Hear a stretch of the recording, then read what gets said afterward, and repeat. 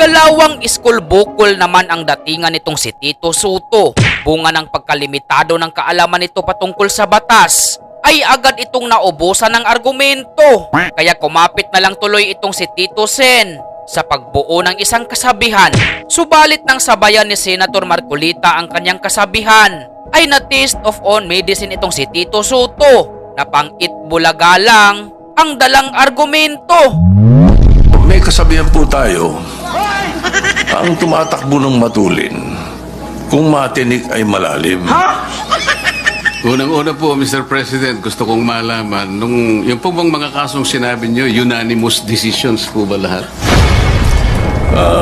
I am not sure about that. But one thing I can say is that if there is a mistake, unanimous decision could become a unanimous mistake. Wala pa pong nangyaring gano'n, Mr. President. At saka po tayo, pag nananakbo, ako po ay nakasapatos at saka sa kalsada kaya hindi po ako matitinik. Talo.